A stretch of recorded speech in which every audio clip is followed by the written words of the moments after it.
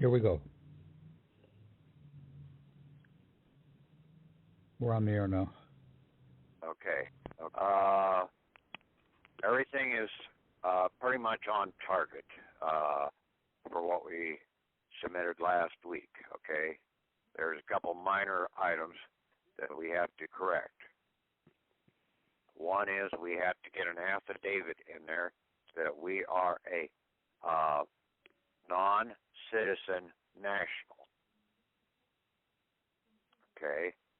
That is identified if you pull up a passport application, DS-11, or a passport change document, DS-5504.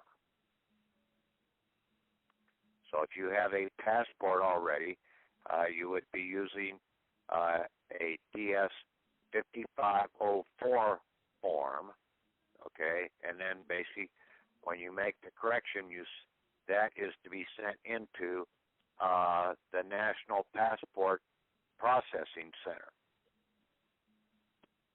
okay, and the other one, basically, a lot of people try and put this into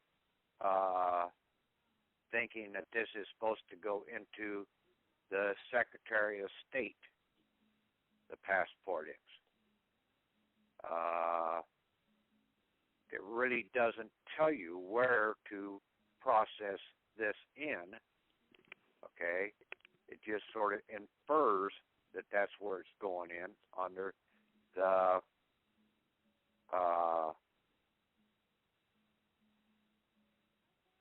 application for a passport, okay? They have the U.S. Department Bureau of Consular Affairs, Passport Services, Office Program Management, Operational Support, but there are two different entities that are being addressed on that passport. One is a U.S. citizen, and the other is a non-citizen national. You have to read the instructions carefully. Now, there's a website that you can go in and learn a little more about this. It's www.auspassport4ed.com. And there's a video there that you can either download it or watch it on there, and it will address these items that this one guy found out about the passport. Okay? You can get this notarized, okay, either at a post office or you take it to a court when you get ready to sign it, but you do not sign it ahead of time. You need to have the picture the right size and everything, and most of the time you get the pictures taken at the post office. It'll cost you about $15 to get the pictures. On the DS-5504 form, that goes in when you're making a change into the National Passport Processing Center. That National Passport Processing Center just happens to be located in Philadelphia. So you're not sending it into Washington, D.C. Only the U.S. passports would go into D.C., U.S. citizen passports. If you're a non-citizen national, I would send mine into Philadelphia and address the fact that if there's any charges, that is to be withdrawn from the Treasury Department.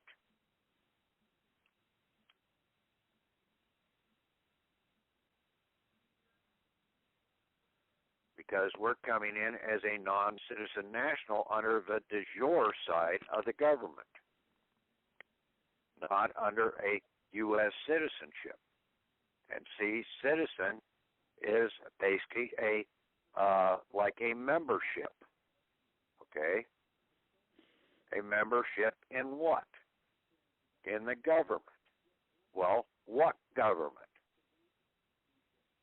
Back in early 1950s, there was a guy running around claiming to rid America of all communists.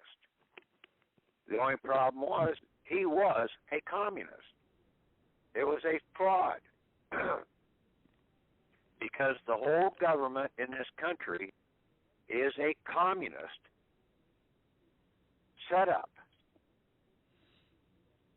Go in and read the definition of what communism is. Okay? I'll go over a few of the items here. Okay? Communism, a name given to schemes of social intervention which have for their common starting point the overthrow of absolute rights of ownership in private property as an institution. Most theories further comprehend the regulation of industry and the sources of livelihood, as well as of the domestic relations and some involvement, the abrogation of all central authority in a state, and the substitution of that of the commune.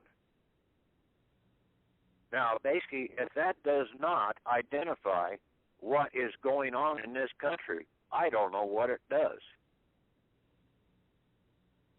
It's pure communism.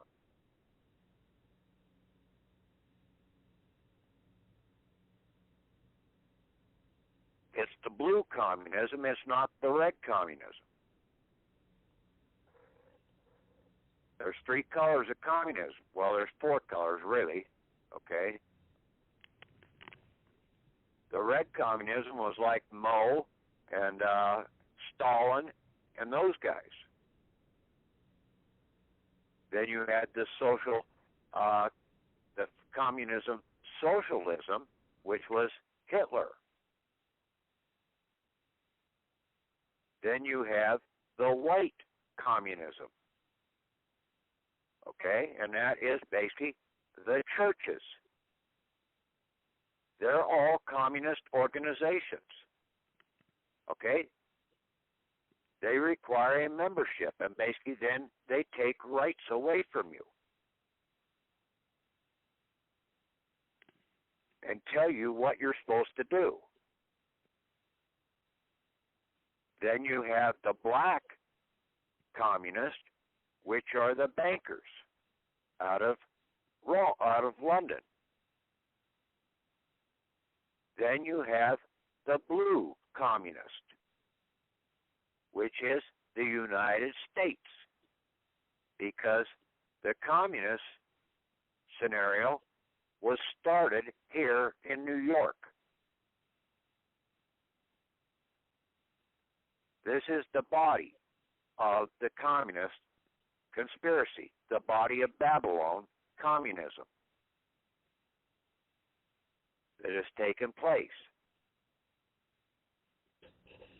And see, it's a blue blood, because when the blood is in the body, it's blue. It's only when it gets cut, your body gets cut, that when the blood comes out, it turns red because it's exposed to oxygen.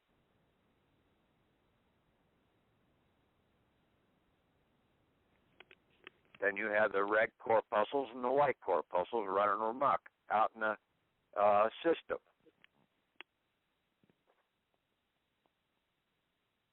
And they have made the people in this country bleed for them. Okay? So, we have to renounce, just like in the movie the majestic. We have to purge ourselves of all our indiscretions out here, of pledges and everything, of being a Communist Party member. The other definition you need to go into Anderson's dictionary and read is about government. And I'm going to read you a couple paragraphs here. Government is formed by depriving all persons of a portion of their natural rights. The rights they enjoy under government are not conferred by it, but are those which they have not been deprived. It is only by a deprivation of all persons of a portion of their rights that it is possible to form and maintain government.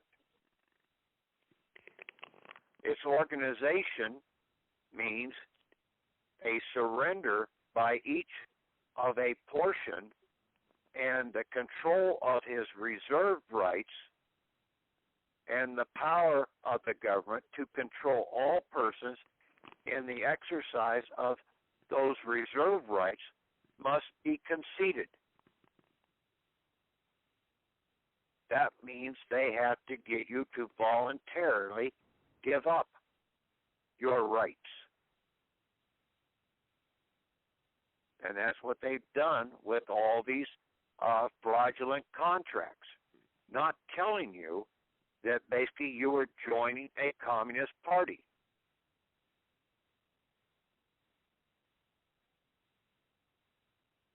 Or a commonwealth. See, a commonwealth is also a form of communism.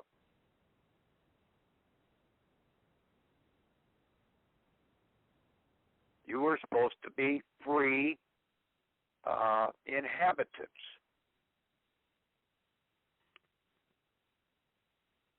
Now, it also has a definition for government de facto, a government that unlawfully gets possession and control of the rightful legal government and maintains itself there by force and arms against the will of the rightful government and claims to exercise the powers thereof. Now, if that isn't what we have, I don't know what the hell. Okay? What word was that you just did a definition of? Government de facto. That was. Oh, okay. Yeah. Yeah, it's in the same. You go in and pull up Anderson's dictionary for government, and it's on page 2 there, second column. Okay. Page 503.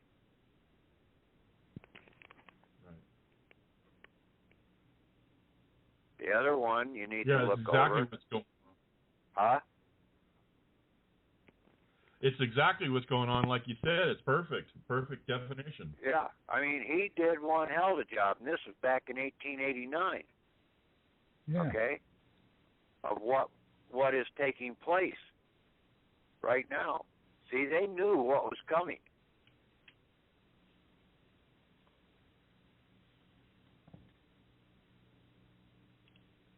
And then you need to also go in and read what he has to say in 1889 about contracts.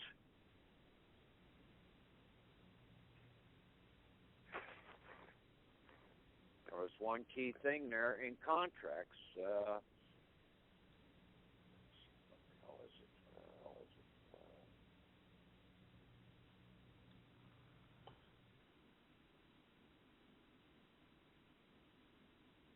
In the Constitution, as elsewhere, the agreement of two or more minds for considerations proceeding from one to the other to do or not to do certain acts. Mutual assent to the terms is of the very essence. So even you put something into the court, that is a contract. Now, in a contract, and it doesn't point this out, but basically a contract, you have 3 days to rescind a contract. Either party. Okay? A thing cannot be processed for 3 days. You have a right of rescission.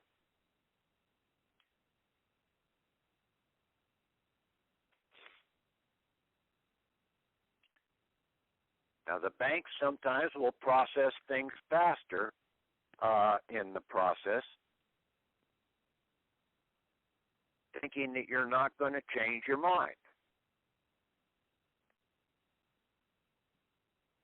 But mortgages, they have to wait a 3-day period. Loans, normally 3 days before they process it. Okay, you've got 3 days on a traffic ticket to basically make up your mind whether you're going to do anything with that ticket or not. You have a right of rescission.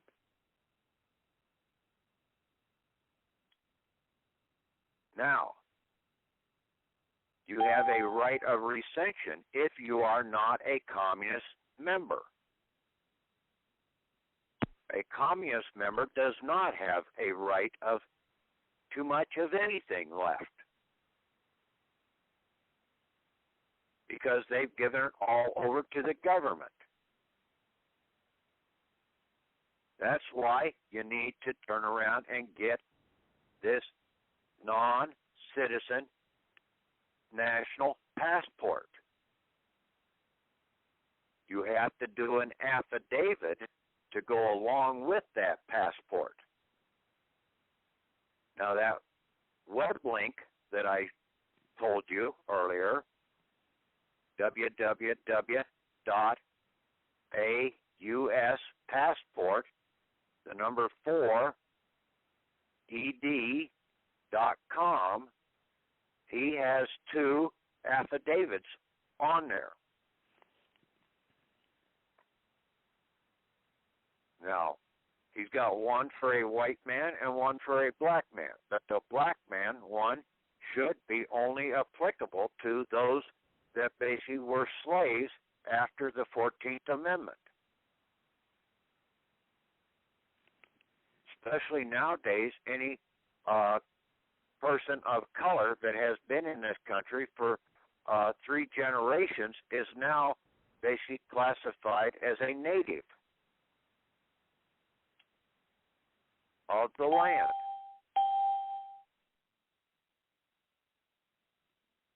And there are several things in there that basically I am rewriting what he had and doing some of my own, because I'm going to come in and I'm going to basically stand beside the Declaration of Independence, the Articles of Confederation, and the original Constitution as valid contracts.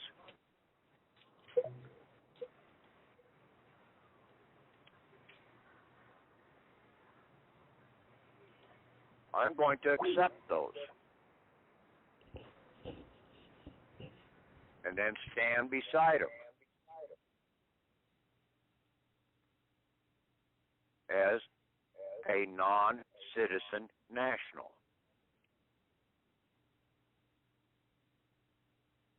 Then when we get this non-citizen national passport, then we are in a totally different site out here. That passport means that you have free passage here in the country. And you're also identified as basically an American citizen outside the country. Supposedly you put when on the application you put zeros in for the Social Security account number. And with your affidavit, you are renouncing being a communist citizen.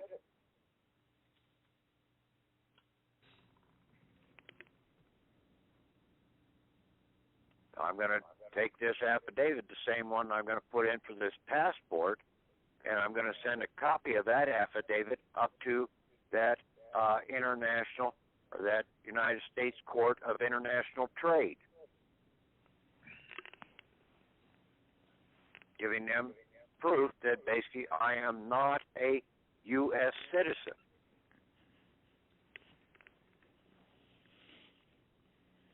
There's one other thing that when you go into court, okay, David Wynn Miller out there basically has been coming up with this syntax or whatever type language he wants to come up with. Well, see, we speak American English here in this country, or whatever language you speak.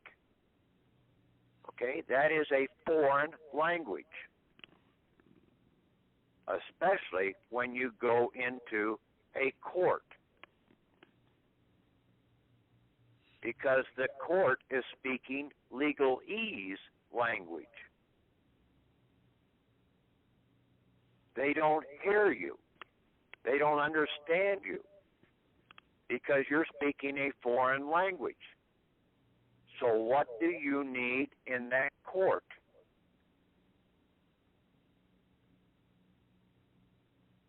Anybody? Interpreter. An interpreter. And basically there was a movie out, I think in 2006, The Interpreter.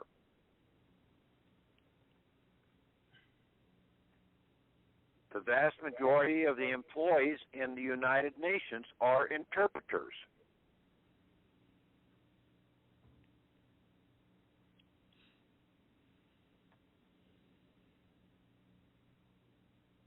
And now you need to read what it says in the dictionary also about interpreter.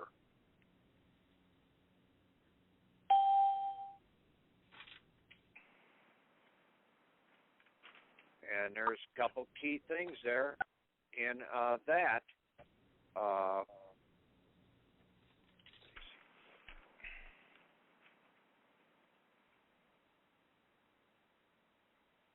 Pull it up here.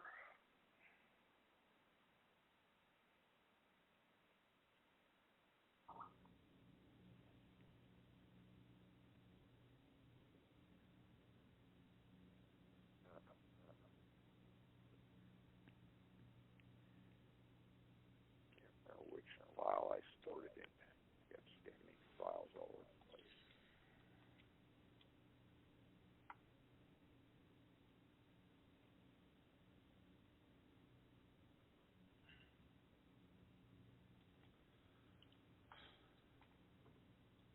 Anyway, I can't find it right now, but when you pull it up, you'll see that basically, for the most part, it's addressing that an interpreter is needed for a court or for the jury. You get an attorney, the function that you would get an attorney for is that he is to be your interpreter of their legalese language.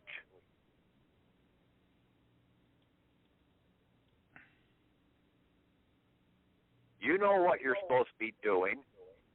You don't want him there for his input. You want him there as an interpreter. Now, if he makes a misinterpretation, you can turn around and bring charges against him if the interpretation has caused you harm.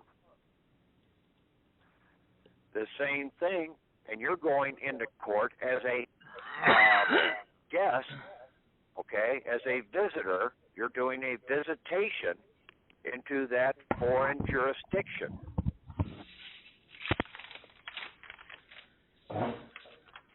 Now, the court is the one that has to supply the interpreter.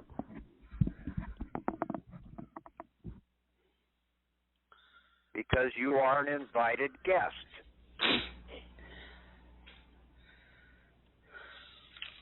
Okay? They gave you an invite to come there, right? Yep. So basically, they have to supply the interpreter to interpretate what you are saying to them. Now, if they do not understand what you are saying,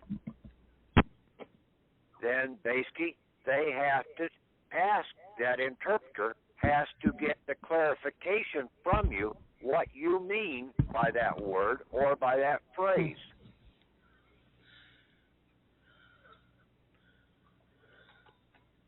If they don't, they're in violation of being an interpreter.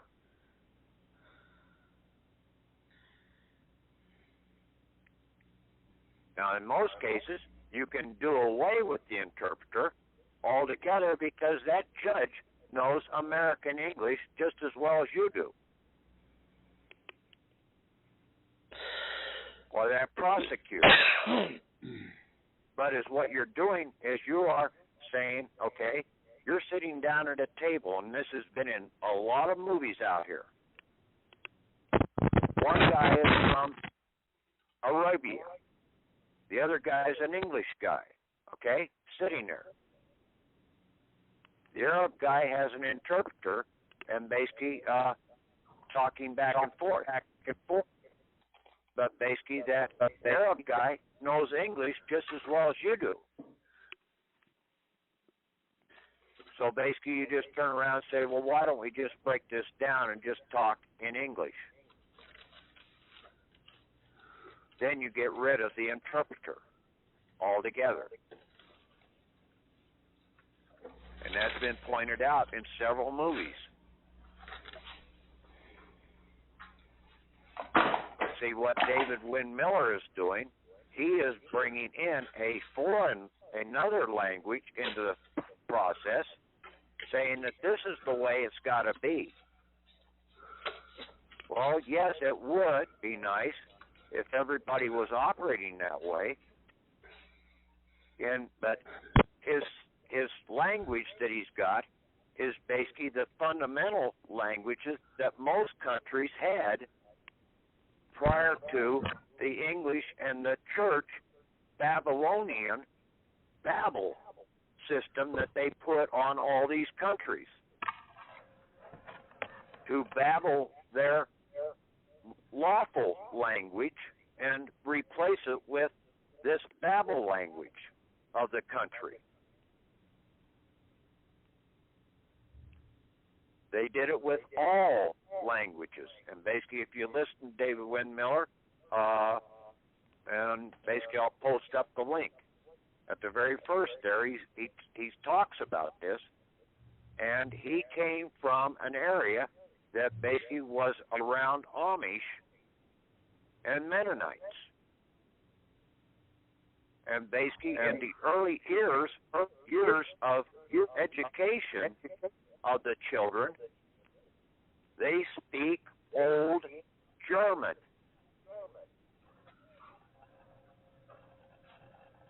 Okay? That means the unpolluted German.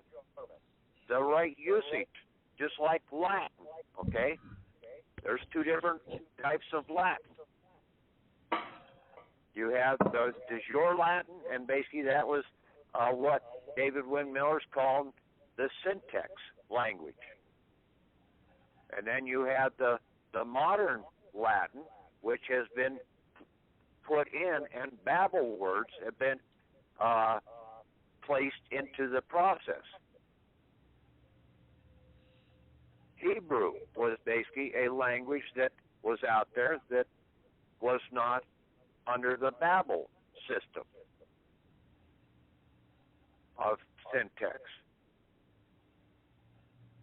People don't listen to what he's saying.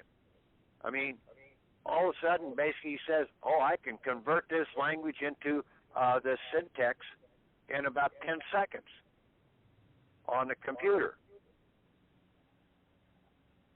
Well, basically, the only way he can do that is if he reverts back to the original language before it was polluted. It wouldn't take too much to do that. 10 seconds is about all you'd probably take.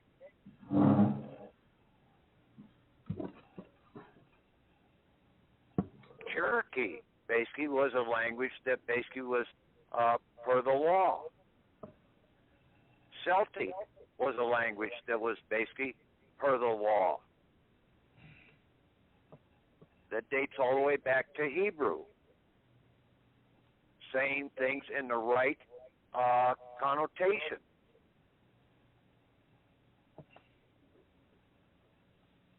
But it's what he's doing. He's coming in and wanting you to convert this into another language, and then the court still has to have an interpreter from that language to the legalese language that the court is operating under.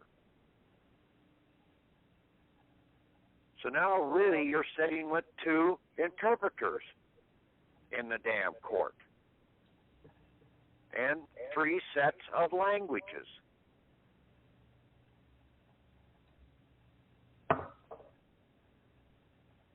It's like you're sitting there speaking American English. Now you have to interpret it into Chinese and then bring it out of Chinese into legalese. Kind of stupid in my book. But if that's the way people want to operate, more power to them.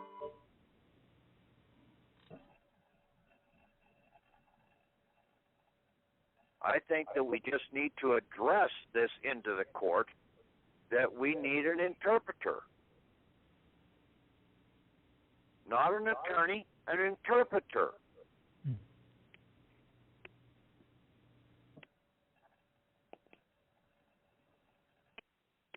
We need to interpret their contracts that they have given to us. What is this contract really saying in legalese terms? Convert it to American English for us.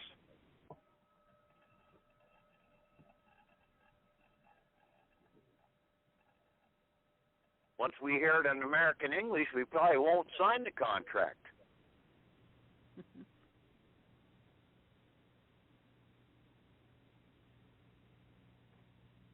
That's the game that they played.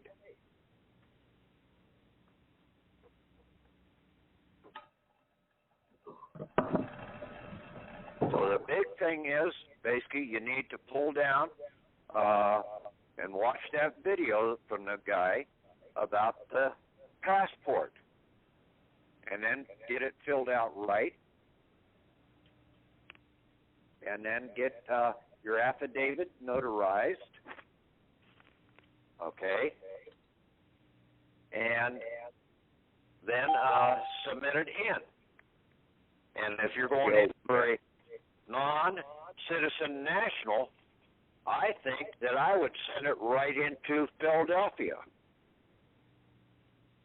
to where it's addressed on DS 5504 form.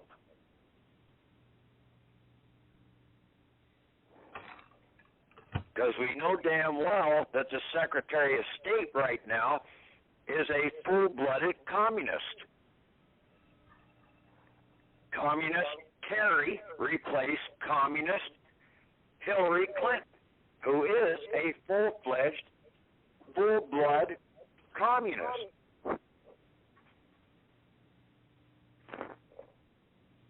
And now she wants to be the president of this communist organization.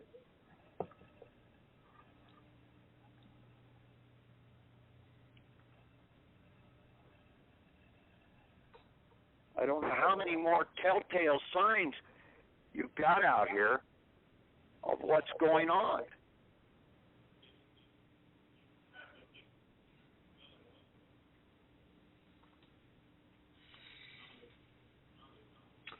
Yeah, that's another one of your self-evidence. Yeah. Self-evident.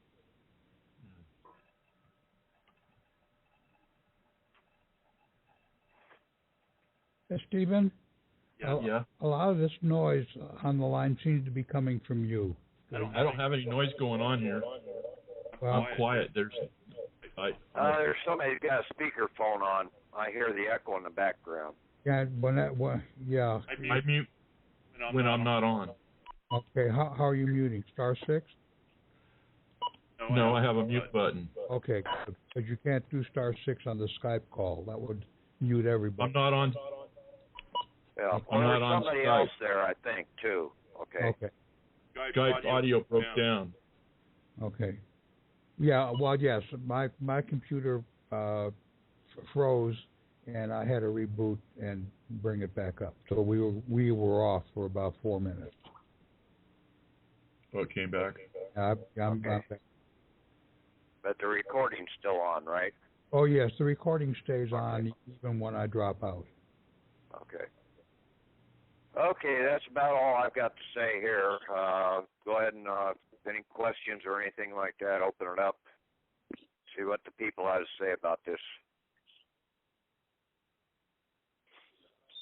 Okay.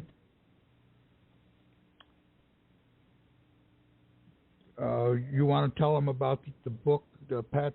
Not yet. Okay, it's on the site there. Okay, if they want the book, it's $4 something to get it off the site. Okay, $4.95 or something like that. And you get an e-copy of the book.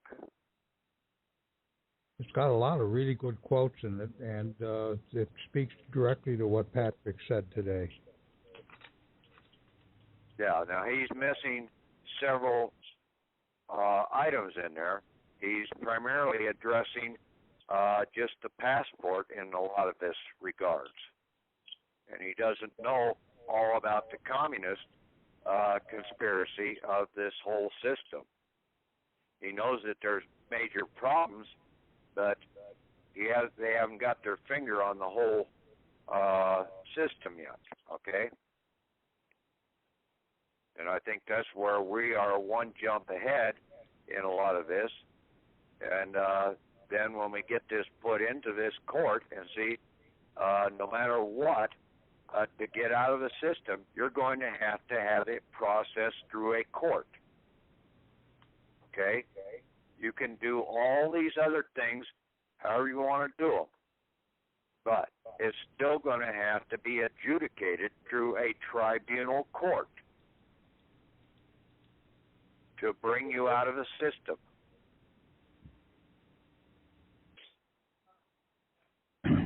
By all these other things, you mean filing the 1099-Cs and the OIDs? I would concentrate on this, okay? Right. You do those others, and basically you are saying that you are a communist. Those forms are communist forms. Okay.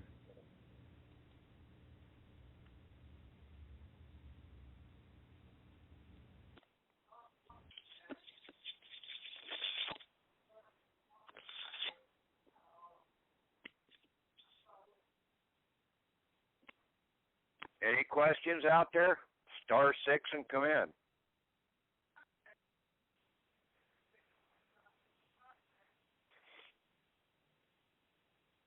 Hey, Patrick? Yeah. Okay, so I got a question about the 7-year hiring contract. I've got a birthday coming up here in April, and I'll be turning 26, so I figured that I should probably get this 7-year hiring termination notice sent in to the Secretary of State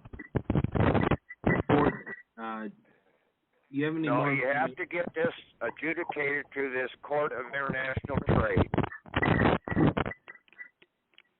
So, Okay. There's somebody making noise. Yes, the person speaking has a lot of noise coming in to him. It's a lot of static. hello? Yeah. Yeah, that's not me.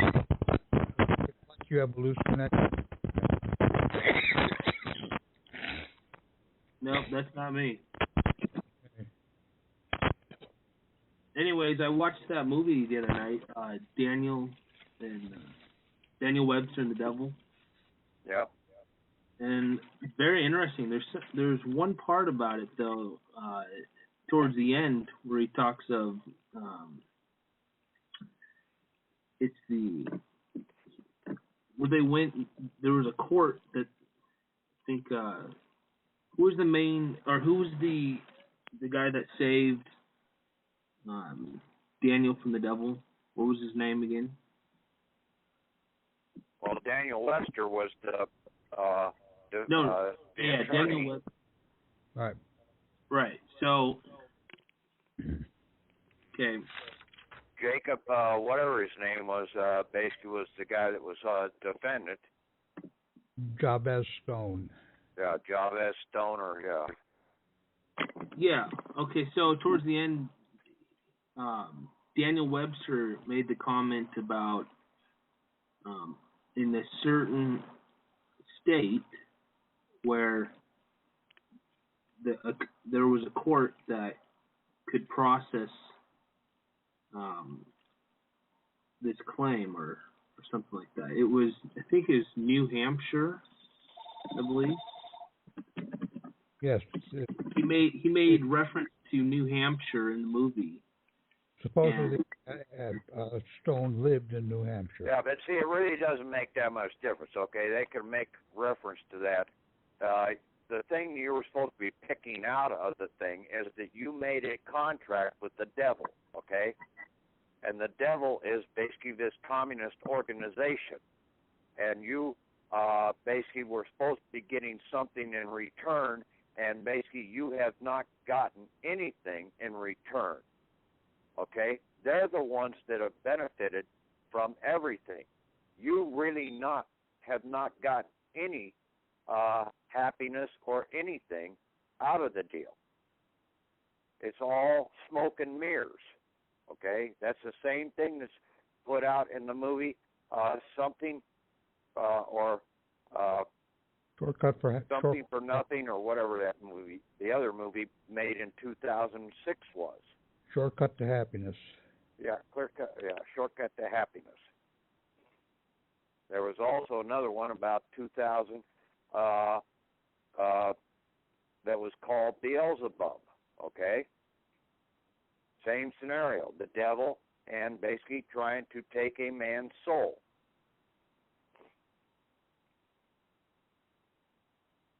This story has been played out numerous times. The same thing is played out in Merchant of Venice, where the banker or the Jew basically is trying to, just like in most courts out here, these communist courts out here, they want the bond. They want you to be under their control. That's the bond that they want. But they cannot cause one drop of blood when confronted with the truth. This goes back, the same story goes back to Jesus, okay? As one of the guys pointed out, okay? Pilate found no fault with him, okay? Who did they release? Barabbas. Barabbas was the lawful one.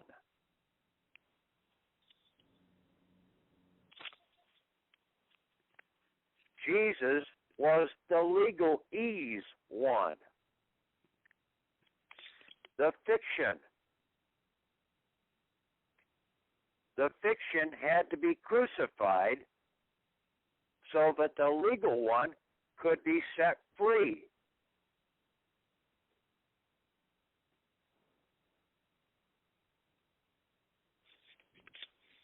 Who was the fiction? I'll let the guy that basically found that, if he wants to, explain the definitions of what Barabbas really means.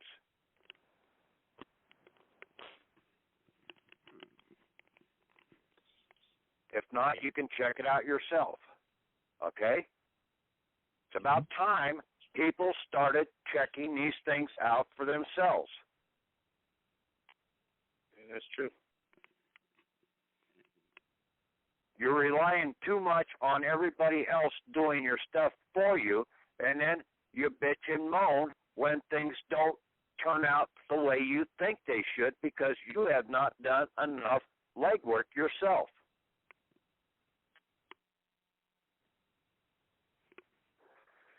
You haven't instilled into your thought pattern the assurance that you need to have to justify what you're doing.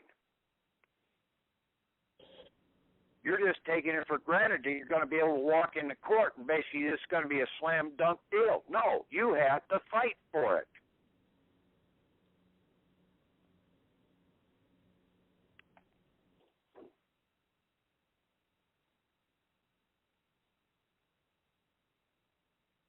And a good fighter practices. Okay? He just doesn't become a champion overnight by not practicing. He has to get in condition.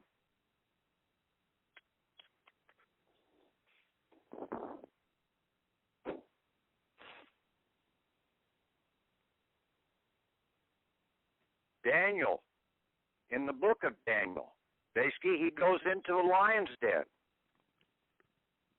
and basically comes out unscathed because he holds the truth. He was able to keep the lion's mouth shut. In other words, he was able to keep the attorney's mouth shut. The legal liars, or lawful liars, no, not lawful, legalese liars.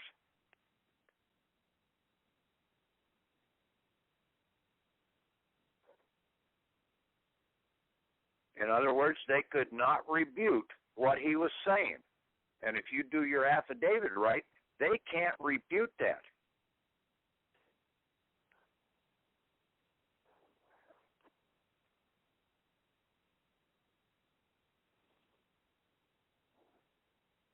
An affidavit is named after David.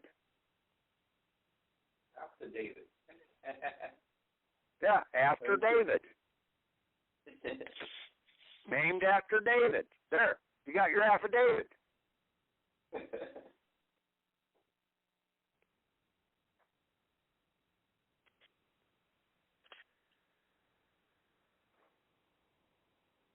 These words don't come about just with no substantiation behind them.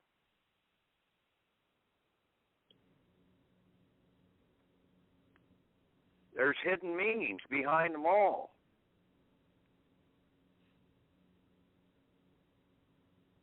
But they've been masked over by the deceivers out here, just like in a lot of write-ups the Bible has, for the religious aspect to control you.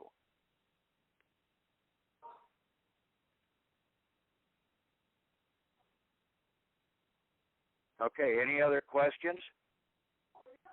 You work on this, you get this passport. You listen to that guy. You get the understanding that one of the key things out here is you need to do a recension of being a U.S. citizen communist.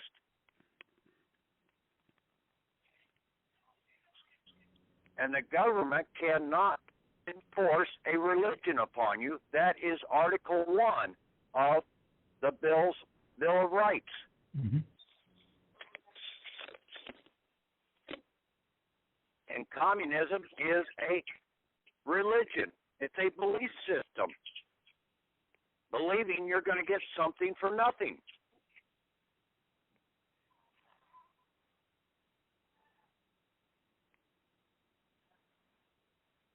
So you give up your rights for nothing.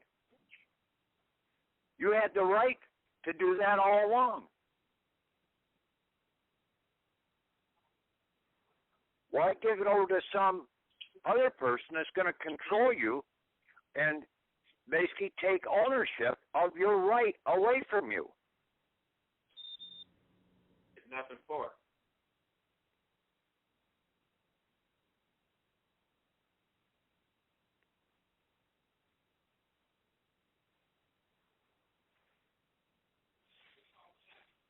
Yeah, like you said earlier, it's suicide to give up any of your rights because you can't function any better by not enabling the use of anything. Yeah.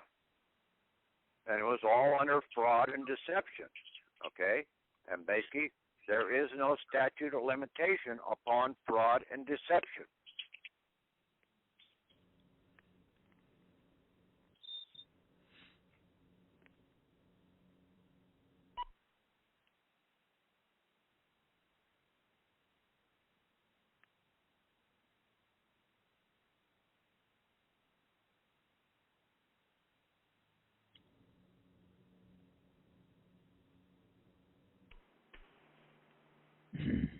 Well, since their record reflects that they've caused over 100 million people to be out of work or unemployed, and 53 million people on food stamps, and another 30 million or more foreclosures,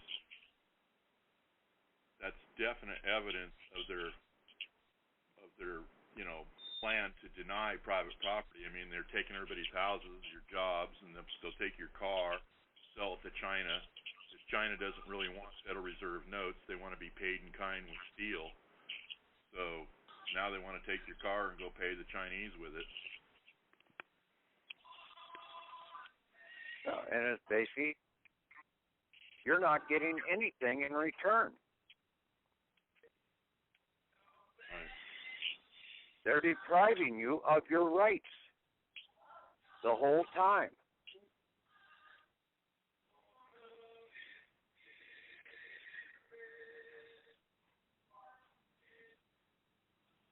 Okay, any other comments out there? Well, I think I found what you were talking about. I Googled for meaning of Barabbas, and it's the very first entry of Hebrew Streams. That Bar-Abba actually means son of the father, and so there are some variants of the Bible that say that it was Jesus Barabbas was his actual name. Yeshua Bar-Abba. Is that well, basically that is a statement, okay? His name, I think, at birth was Emmanuel. Okay?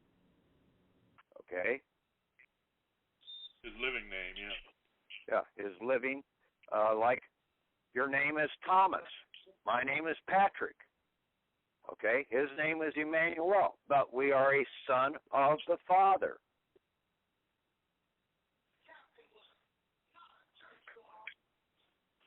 Well, one line in here says, several manuscripts, however, named the terrorist Jesus Barabbas, and have Pilate ask, whom do you want me to release to you? Jesus Barabbas or Jesus who is called the Messiah? Yeah.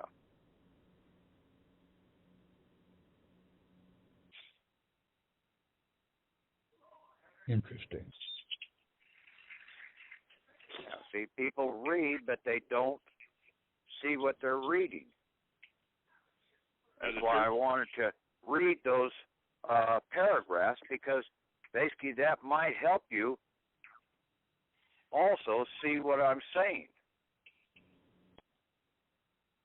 Because 90% of the people won't read the definitions and check it out.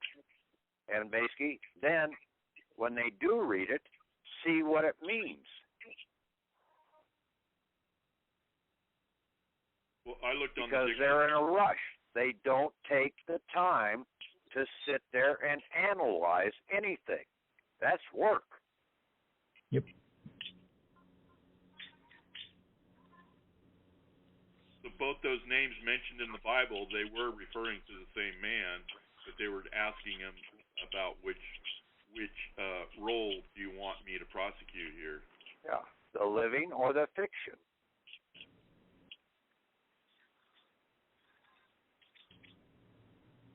See, the fiction was on the contracts, not the living. And that's what we're doing, is we're crucifying our fiction that's on these communist contracts. Our prodigal son. The other story in the Bible is the prodigal son. All of these contracts are basically Pignus contracts. Pignus. Pledges. And in a lot of cases, they are a parole Pignus. A parole without the E on the end of it, meaning it is basically just spoken. There is nothing written.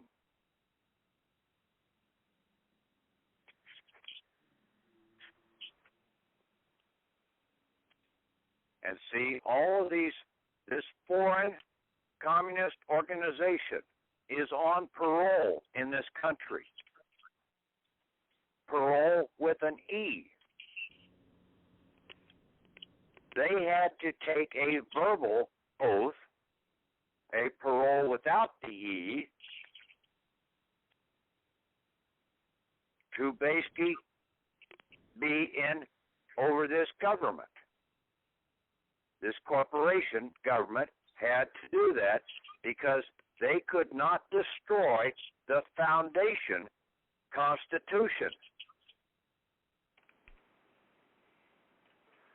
You destroy the foundation and all hell breaks loose. You're not going to survive.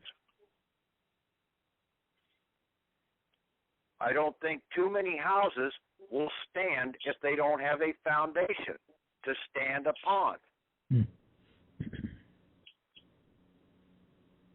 First wind that comes along, and it'll be blown over, just like the three little pigs story. That's probably what they're referring to. It's hard to tell what they're referring to.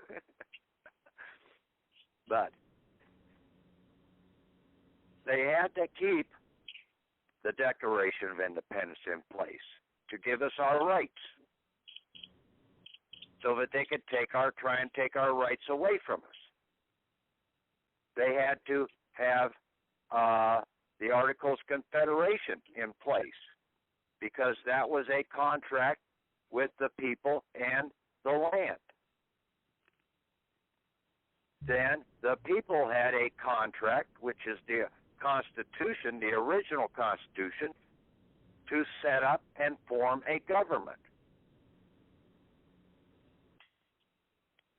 So those are the foundational documents of this country, or of this nation, not country. Country is basically a term, a corporation term of a certain region.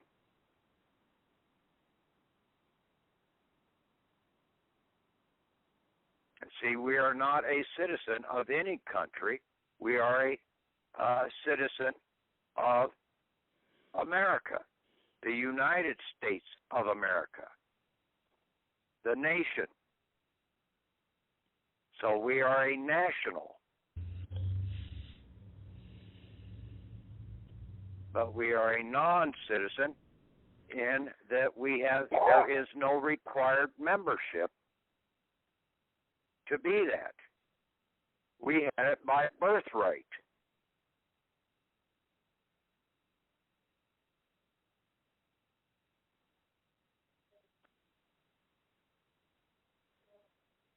Okay, questions?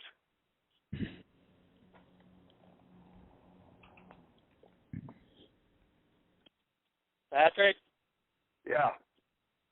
when you're referring to an interpreter, is that with the Department of Homeland Security, where they are requiring an LEP, which stands for Limited English Proficient?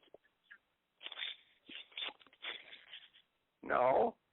You're just telling the court that they need to bring an interpreter. You let them decide what type of interpreter they want to bring in. But it's one that's got to be able to communicate between you and the legalese court system.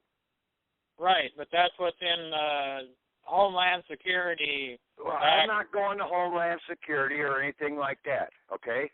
This is just common sense, okay? Yeah, I'm stating that's what they're saying in that ruling. Okay. But see, we don't go to their rulings, okay? Oh, no, I know that, but I'm just saying that basically the same thing. Yeah, it's out there in a lot of different places talking about the requirement of having an interpreter.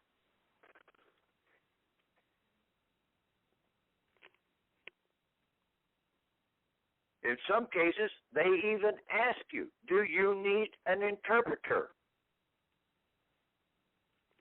But you think, oh no, this isn't, we're all here, we don't need an interpreter. We're all speaking English. No, it's a different No, we're English. not speaking English. We're speaking a foreign language. That's right. To them. That's right. Yeah. And you were talking about a foundation, like the one of the songs say, build your foundation, a solid rock I stand, all other ground is sinking sand. Uh-huh. That's all I had. Yeah, there's a whole bunch of good metaphors and stuff out here for people to rely upon if they just look for them, okay? They're there. Yeah, that's right. The Second Amendment in the Constitution about the defense and representation. The judge is asking you if you want to have representation. You want defense, and there's not a law firm in America that will give you a defense. No. You're the one that has to defend your stance, okay? Absolutely. Yeah. You can't. That's a right that you have, okay? And I can provide a letter that can verify that there's not a law firm in America that will give you a defense. Yeah. But they can come in as an interpreter for the legalese that the court is using. If you want to bring in a private interpreter for your side, but they also need to have an interpreter for the court so that they can hear you too. So the court has to have, the court and the jury, if you have a jury, basically you have to have, the court has to assign their interpreter also.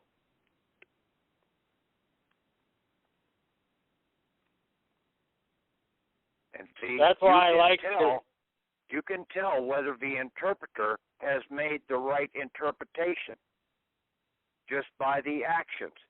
You can tell them by their actions.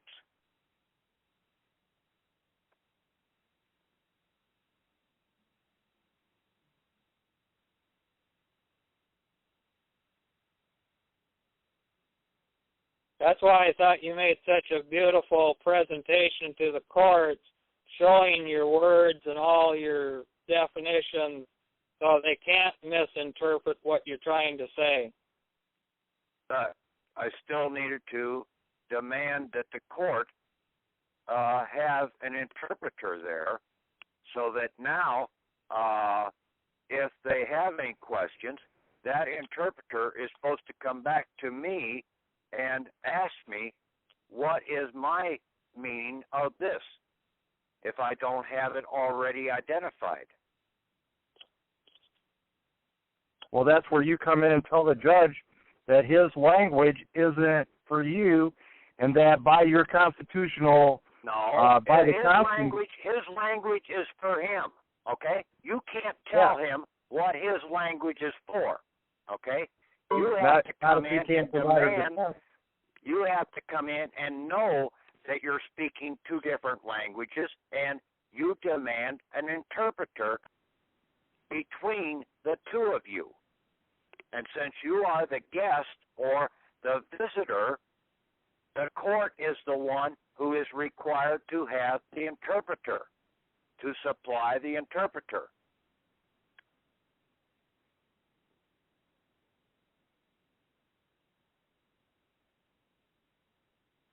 It's pretty simple, okay? You go into somebody's house as a guest, okay? You're not required to bring your silverware and your serving plate along. They're supposed to supply it. You were invited. You are the visitor.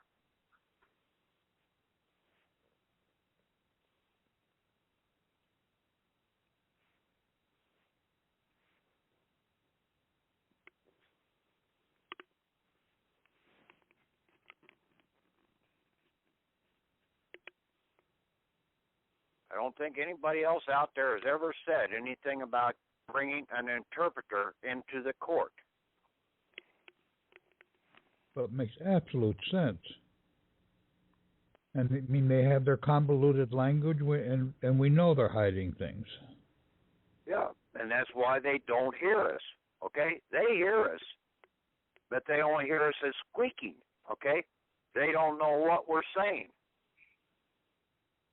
They're not going to admit to knowing what we are saying. Yes. Okay? Even though they do know the language. Because they are bound that they are only to hear it in their legalese language. That is basically the oath that they take as a bar member. They are barred from basically operating in English, American English. That's the bar that's there. The language bar.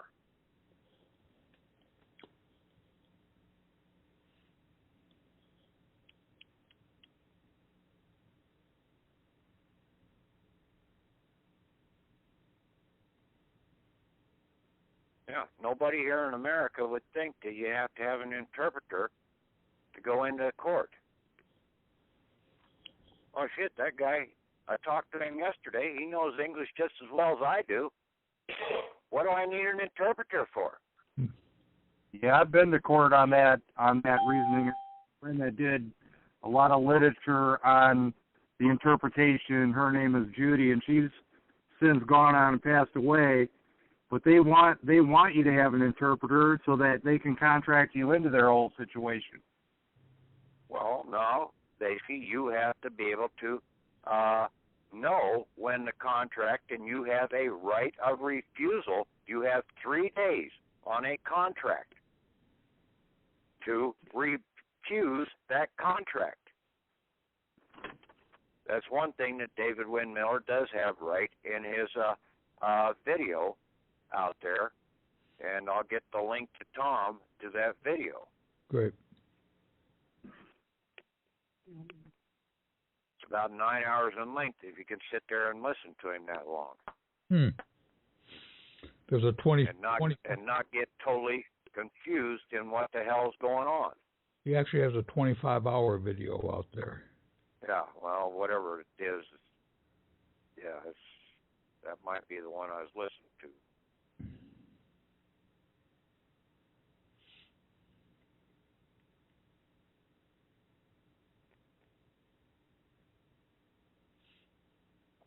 But, you know, his language, especially if you read his legal briefs, they're as hard to understand as legalese is.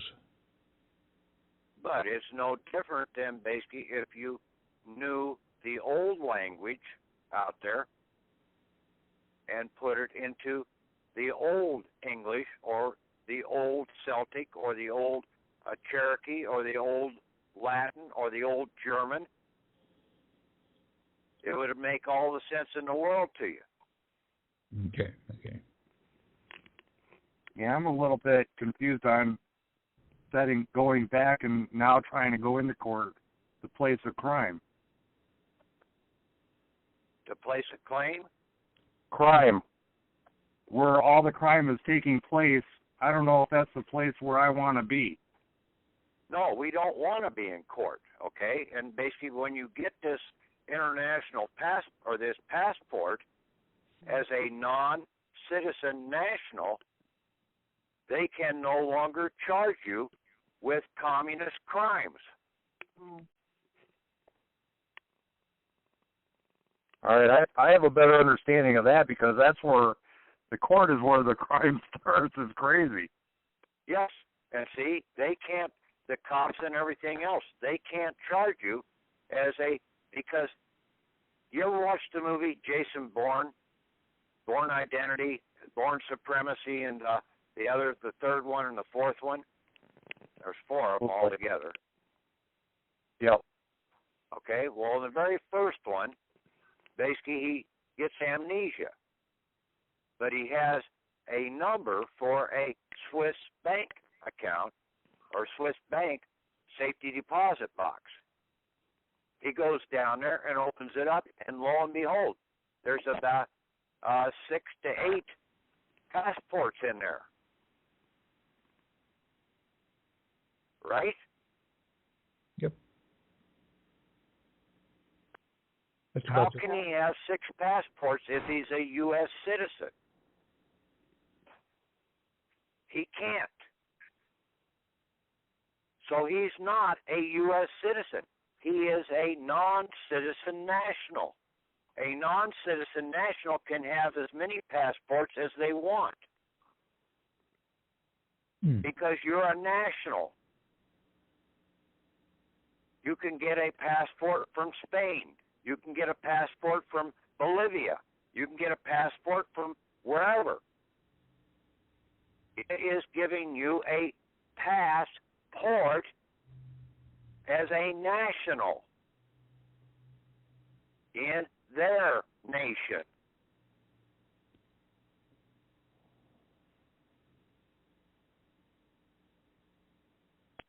A U.S. passport is a controlled document for tracking the communist person that has left the country.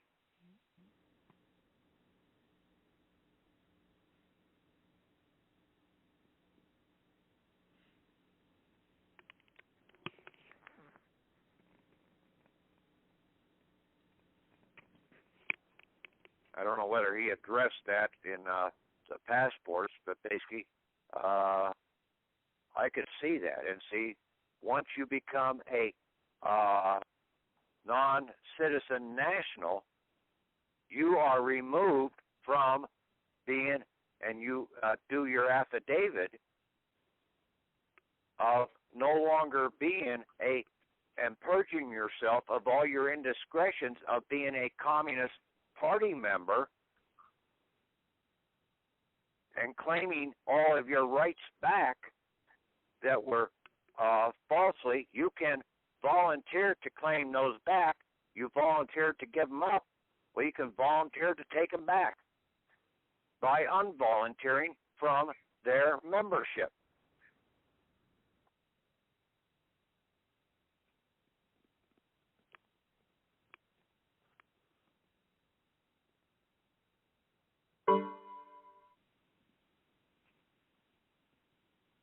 You guys see where I'm coming from on this?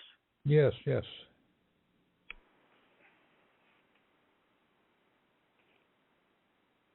Then, as a non-citizen national, you have the full right of ownership. They can no longer claim ownership of your property.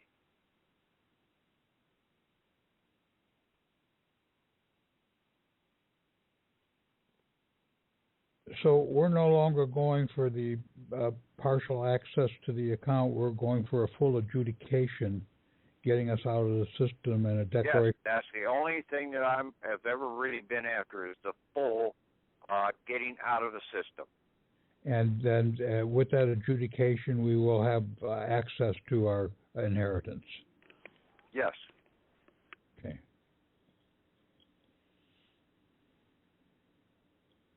You already have basically the stepping point. If you've got that 98 series number,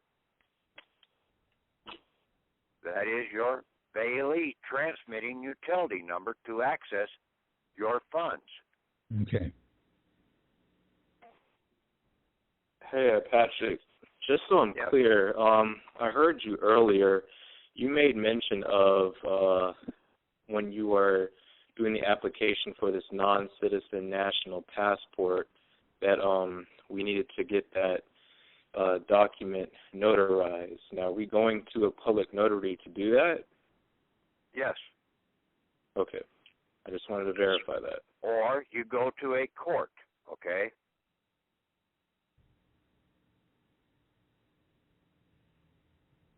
For me, it's easier to go to my bank, and have them notarized. Or basically you go down to the sheriff's office. Basically, the sheriff's office normally has, at least here where I'm at, they don't charge anything.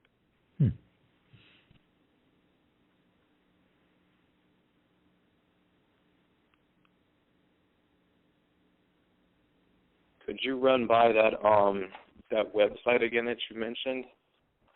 It's www.auspassport, the number 4, ED, and that's all. There's no spaces or anything in that. Okay, .com. All right. And then there's a link there to go to the video. He has 2 affidavits down below, and then he's also got a book that you can go in and you get a hard copy of it for so much, or you can get an PDF copy of it for $4.95 or something like that, I think. Yeah.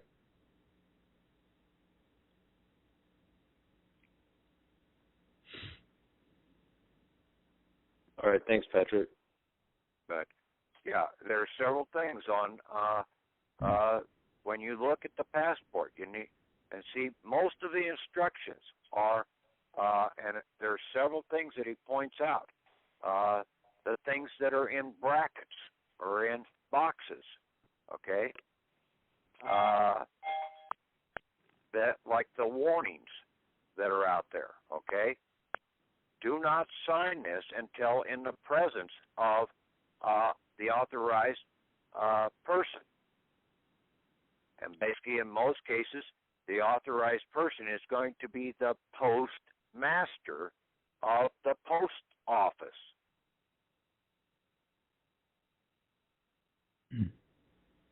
Okay?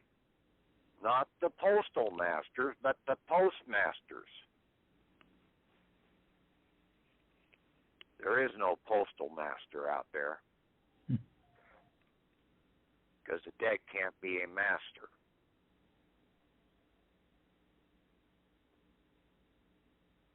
I haven't gone to the site yet at all, but I'm not around a computer to do that. But I'm just curious as to if there will be any form of identification we need to provide when we go in to have this. Yes. Basically, they call out, well, you're going to have your affidavit, so you've already got one substantiation that basically you have been identified, okay?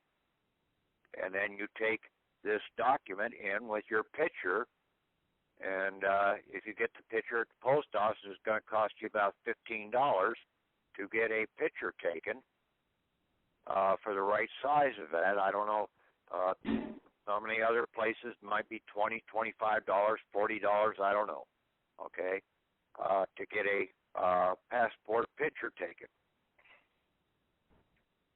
And then you basically get that signed, okay, Now, in most cases, the post office is going to want to take that and process that right into the Secretary of State's office.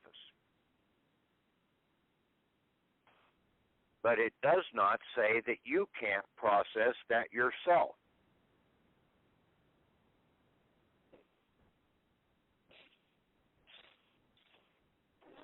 I will process this into them. I don't need your help to process this, and I will process it into the National Passport Processing Center in Philadelphia. I see, because they're going to process it directly because I'm to going DC. in as a non-citizen national. I don't want to go into Washington, D.C., the communist plantation,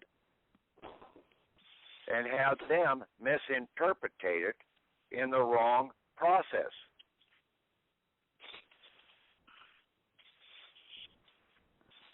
And see, they'll charge you for using their communist system. Right. Communism does not come cheap. But they have $60 fee for it, don't they? $140 some, I think. Wow. Okay. So I have some utility bills due pretty soon. I should not do a 1099-C with my 98 Baylor number. You basically turn around, you send it back to them, and you tell them to take care of the damn thing. Okay? If not, you will basically, they've got 3 days when you send it back to them. They've got 3 days to process that. If they don't process it within 3 days, you are going to take this into the international trade. Okay.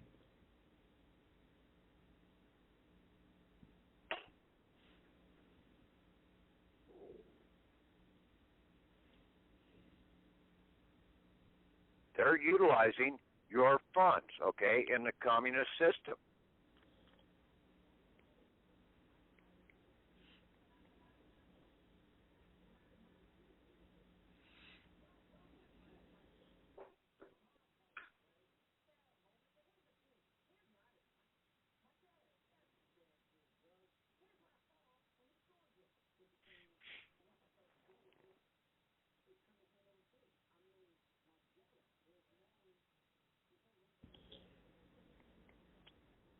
Okay. Any more questions, guys?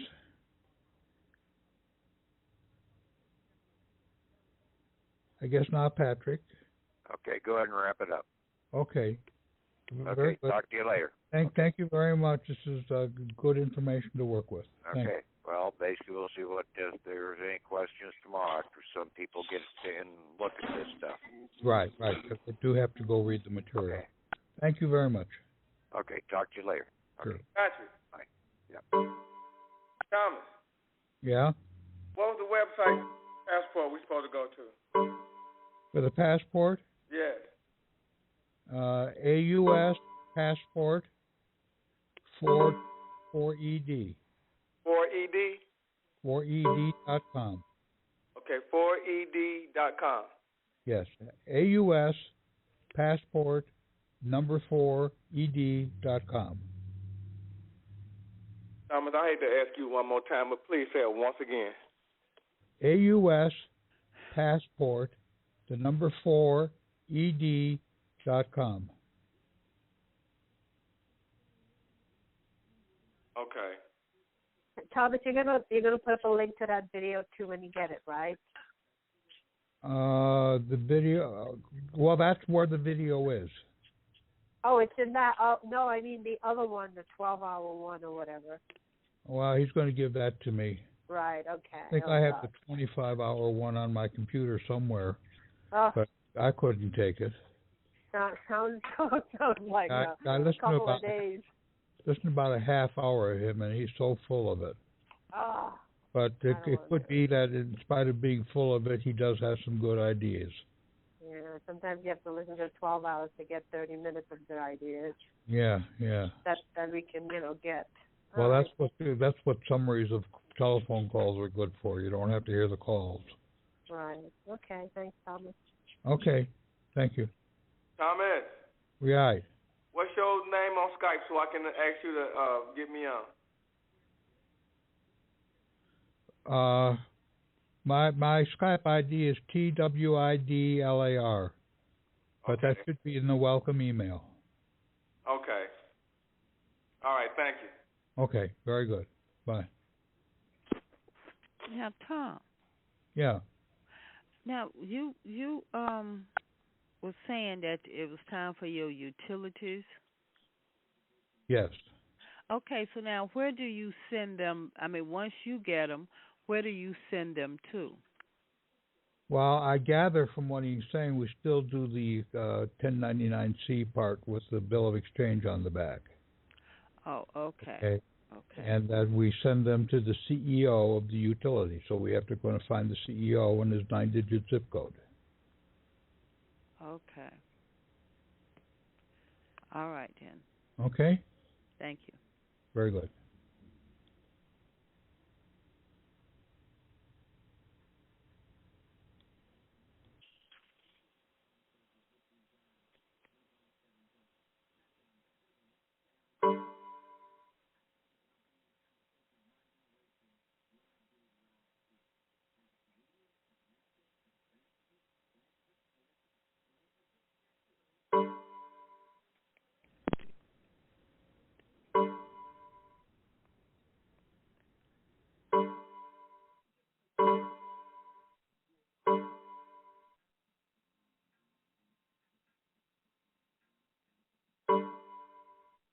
Hello? Okay.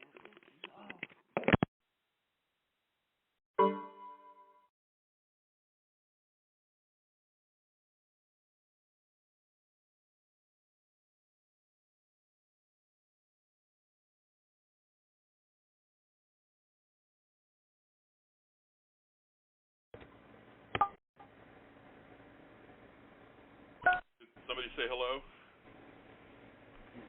Steve in California here.